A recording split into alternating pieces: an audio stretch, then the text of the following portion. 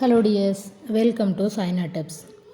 தாய்ப்பால் குழந்தைகளுக்கு நோய் எதிர்ப்பு சக்தியை அதிகரிக்கும் அப்படிங்கிறது யூஸ்வலாக நம்ம எல்லாருக்குமே தெரிஞ்ச விஷயந்தான். அது மட்டும் இல்லாமல் குழந்தைகளுக்கு முதல் 6 மாதம் கண்டிப்பாக தாய்ப்பால் கொடுக்கணும். சில குழந்தைகளுக்கு சில காரணங்கள்னால இந்த தாய்ப்பால் அப்படிங்கிறது முதல் 6 மாதம் கூட கிடைக்காத சூழ்நிலை ஏற்படுது.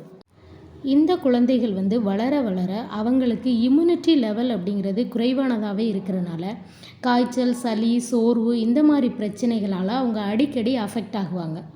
இந்த பிரச்சனையை சரி செஞ்சு அவங்களுக்கு நோய் எதிர்ப்பு திறனை அதிகப்படுத்த என்ன பண்ணலாம் அப்படின்னா, மட்டன் ஸ்டாலில் கிடைக்கக்கூடிய மிகவும் அற்புதமான பொருள் தாங்க ஆட்டு மண்ணீரல் அப்படின்னு சொல்லக்கூடிய சுவரொட்டி.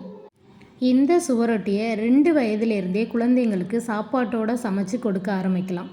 இந்த சுவரொட்டியோடைய பயன்கள் அப்படின்னு பார்த்திங்கன்னா, இரத்தத்தில் உள்ள சிவப்பு அணுக்களை அதிகரிக்க செஞ்சு இரத்த சோகையை கட்டுப்படுத்துது. அது மட்டும் இல்லாமல் நோய் எதிர்ப்பு சக்தியை குழந்தைகளுக்கு அதிகரிக்க செய்யுது.